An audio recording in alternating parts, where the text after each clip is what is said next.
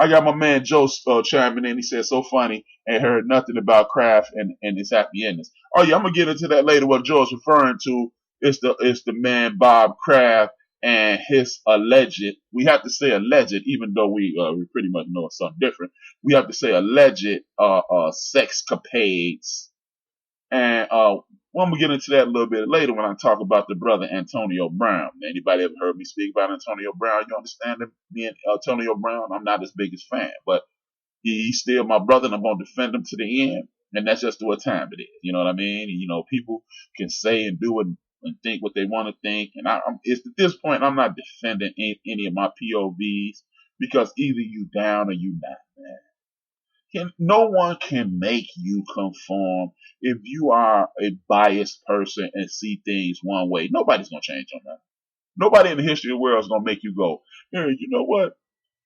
Joe from Houston made a compelling argument about me being stupid. Maybe I am stupid. I'm going to stop being stupid. That don't happen. Sorry, people. That does not happen.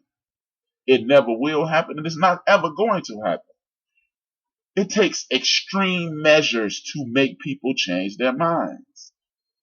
And in most cases, people don't even face those extreme measures or those extreme circumstances, I should say.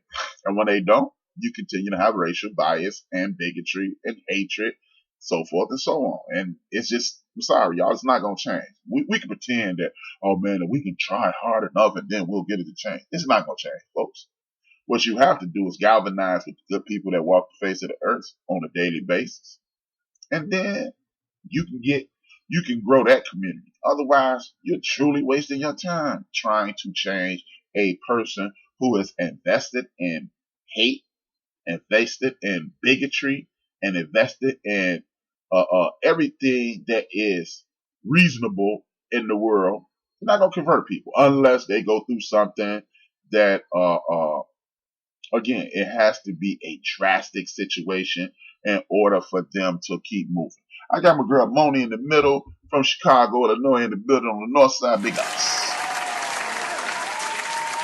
So,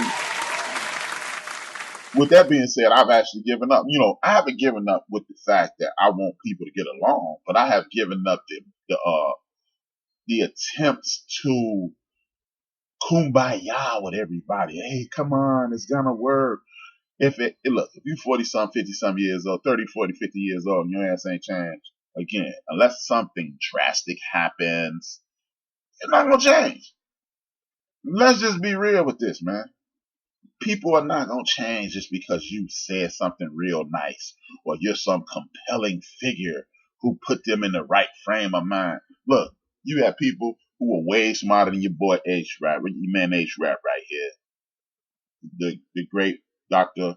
the Reverend Dr. Martin Luther King Jr., the Malik El Haj Shabazz, aka Malcolm X, Stokely Carmichael, aka Kwame Ture, Huey P. Newton, Fred Hampton, Dr. Henry Clark. These are all men that will do laps around the universe in regards to intellect when you're standing next to me.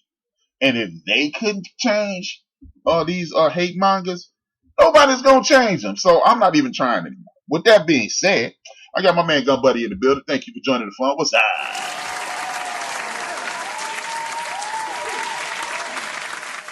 Now, like I was saying, man, it just, I'm just keeping it funky with me and the people who are on the same page as your man is. You know what I mean? With that being said, the next thing I want to talk about is this. I know a lot of people might be listening. Oh, man, what this got to do with sports? You got everything to do with sports. Shut your ass up and listen. Learn something for a change.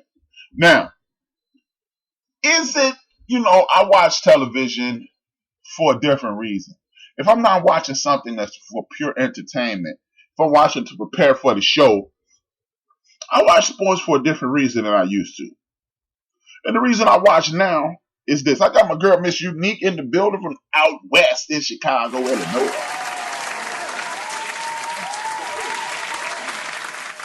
I watch sports for a different reason now. I look for different perspectives and different point of views of the people who are part of these sports lexicons and things of that nature. And again, man, it's just different for me now. Hey, and if you're not busy, I need you guys to tell a friend, to tune in to the End of the Bench podcast on Built for This Network. Holla at your boy. Now, as I was stating, I watch sports for a different perspective, man. I find something different every time. And I was watching this show with former head coach, former big-time defensive coordinator, Rex Ryan. I'm not going to say he's a racist, but he's definitely culturally biased. And it might not even be a bad thing.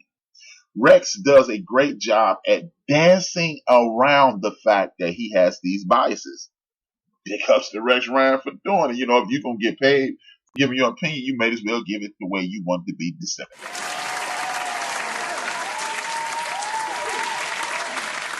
Anytime Rex gave his opinion on a brother as a quarterback, he gave some of the most harsh and direct criticism that he could find. When he was talking about a quarterback that's not from my community, he gave the same kind of harsh criticism, but he also put on a caveat so that you would look at that person different. He was talking about the brother Teddy Bridgewater this week. And he said Teddy Bridgewater just can't do it. I don't like him, blah, blah, blah, blah, blah. And then he talked about a equally average quarterback from the other society, from the other community. And he was like, he has his limitations. You must coach him a specific way. And if you put him in the right situations, he'll be good. Now, a lot of people may have a problem with that. I don't. The reason I don't have a problem with it is I bring about this question. Is it time for the people who are analysts from my community to spit that same flavor in the other direction? And I'm not saying hate on another player. No, I'm not. What I'm saying is this. People from dominant society have zero problem expressing how they feel about quarterbacks and athletes from my community. And they are not lying. That's the thing. The things that they say, they're not wrong. Sometimes it's spot on. I challenge me, you, other sports fans, and people from around the world, people from other cultures, this is what I challenge us. Why must we tell the whole truth, nothing but the truth, so help me God, unabashedly? Why must we strip down like the homie Shannon Sharp? Shannon Sharp is brutally honest about Dakota Prescott, a.k.a. Dak Prescott, Dallas Cowboys quarterback. Man, he be kicking Dak in the behind. And his assessment is 1,000% correct. I got my girl Low-Key submissive in the building. Thank you, Low-Key, for joining us.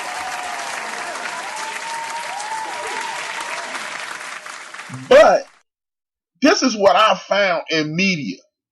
The people from my community will be brutally honest about the people from dominant society and their players, our players, brutally honest about our players and brutally honest about the people from the other side. What I've come to the conclusion is this. It's our job to make our players look good. Because ain't nobody else going to do it.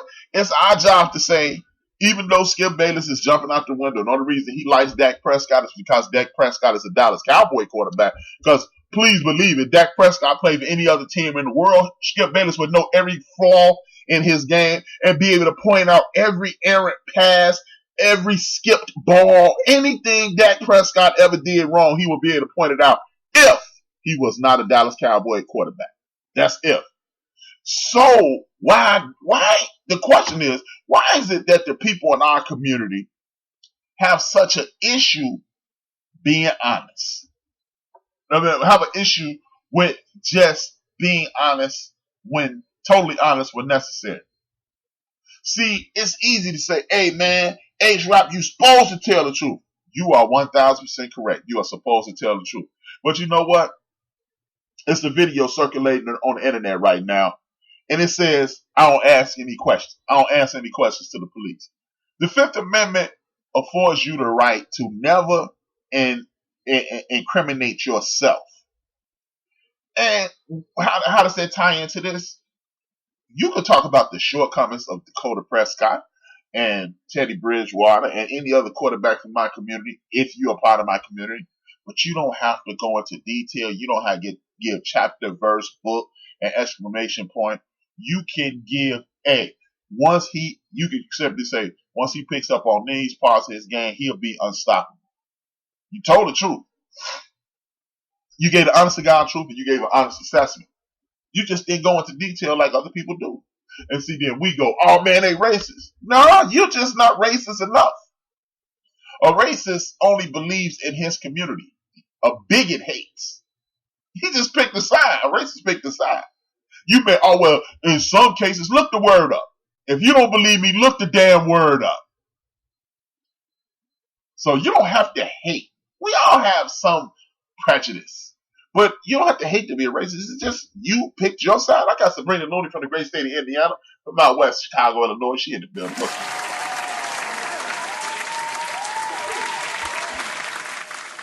And that seems to be a problem.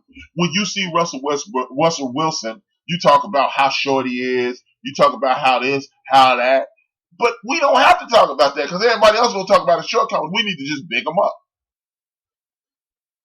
And if we start doing that, then, amen, God, Lord knows the sky's the limit. And the limit is the sky. Because, again, you got enough people telling you what you can't do. You got enough people telling you what's wrong. You got enough people telling you all sorts of things about your community. So why would you follow it up? Oh, I'm just keeping it real. Well, everybody else ain't keeping it real. We don't need to keep it real. I don't need to keep it 100. Sometimes, hey man, it's this meme I saw on social media. I keep it 99 because sometimes I be lying. Maybe we need to start keeping 99 but not lie. Just not tell the whole story. You know, like if your significant other has on something, it fits them perfectly, but it just, you don't like it. Just say, hey, that's a good color for you. Now you ain't say it look good on you. Girl, that's a good color. Boy, that's a good color. I just don't like it. But if you like it, I love it. And maybe that's where we need to go because nobody else is going to stick up for the joint, man. We can do all this hemming and hawing. Oh, man, he a racist. He this, he that. But don't nobody really give a damn. And seeing how don't nobody give a damn, it's time for you to give a damn. And with that being said, y'all know it's baseball time on the EFFECT Podcast on Spreaker.com on Built for This Network. Holla at your boy.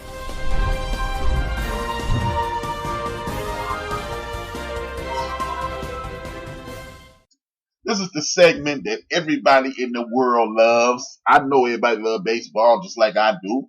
And if you don't, STBY. And if you don't know what that means, it means sucks to be you.